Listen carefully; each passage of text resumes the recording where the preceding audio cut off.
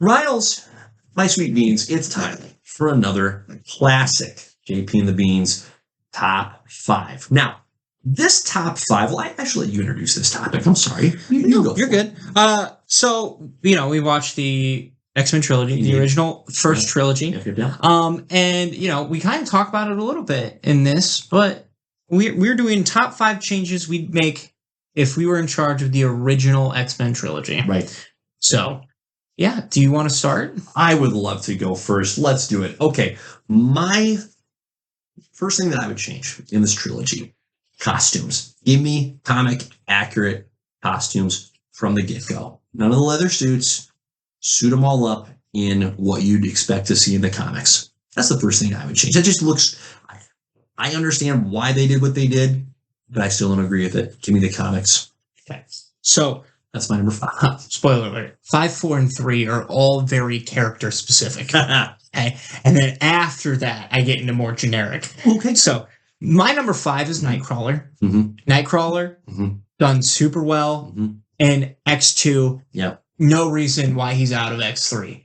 They don't even explain it. It doesn't make sense. He's arguably one of my favorite X-Men of all time. He's phenomenal. And I think he would have been a nice grounding force for this iteration of the X-Men. Agreed. So that's my number 5. Now, my number 4, I've already griped about him in this episode. It's Juggernaut by a mile and a half. Juggernaut got done dirty. Okay, now, if we were doing Wolverine, X-Men Origins, I would say Deadpool.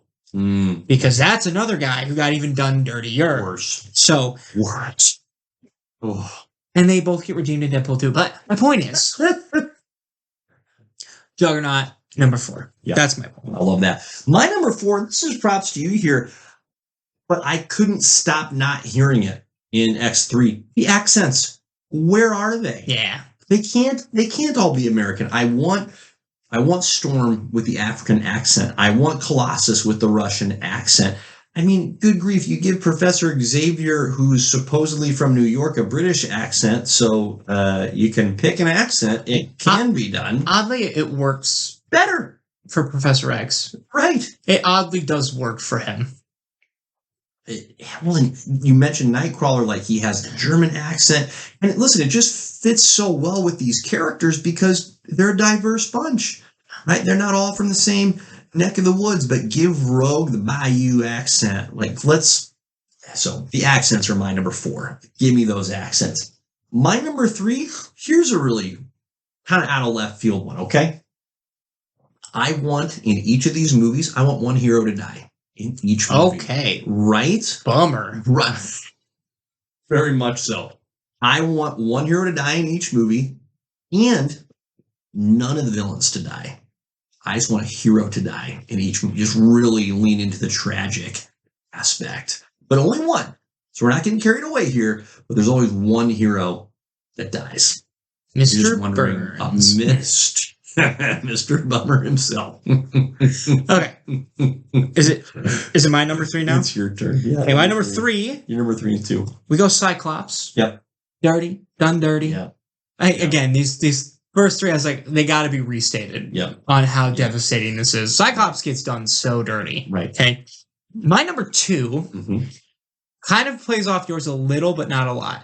So I wanted more fleshed out villains. Yeah. Because I think this is where this movie lacked. And we talked about this in the first X-Men movie when we talked about that 2 pods ago. Right. And in this one, same struggle, is you get all these really cool villains. You get Sabretooth, you get Code, you get Juggernaut, you get, make the argument for Callisto, Multiple Man, Jamie Madrox. Like, all of these characters are fantastic, have personalities, and then they just, nothing.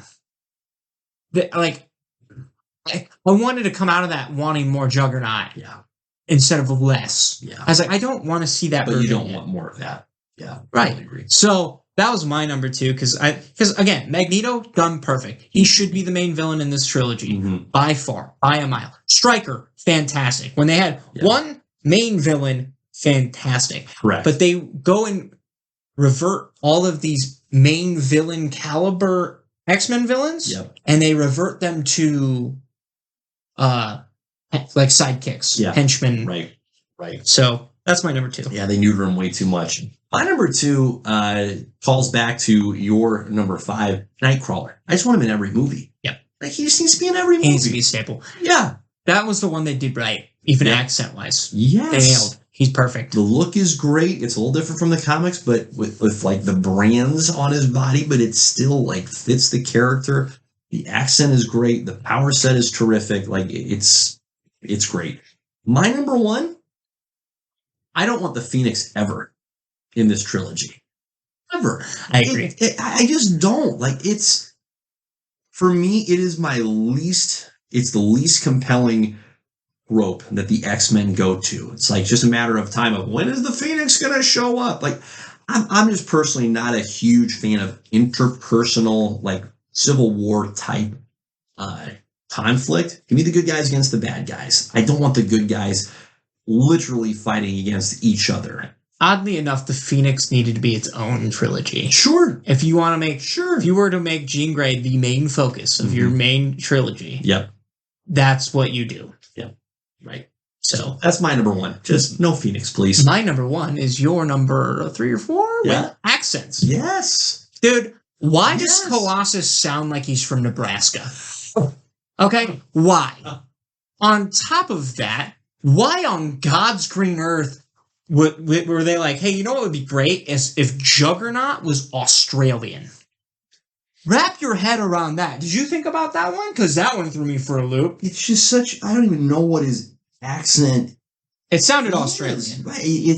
I don't think he's supposed to have one because he's Charles's half brother. He should probably also have a New York accent.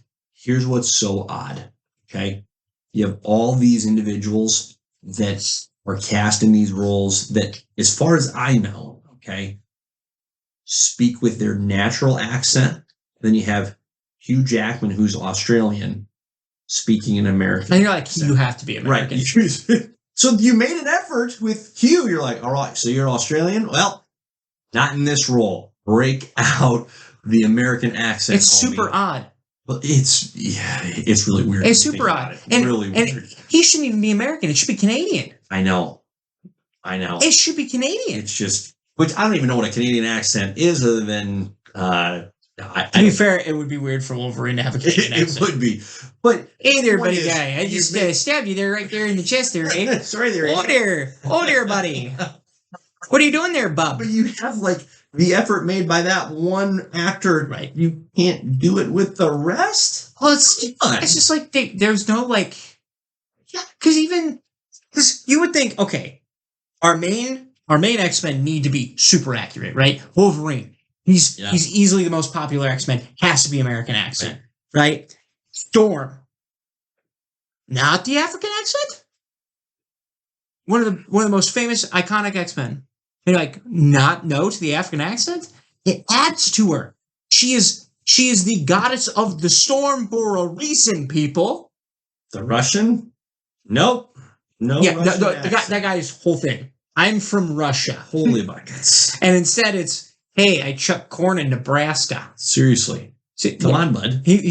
I literally thought defensive lineman. Yes.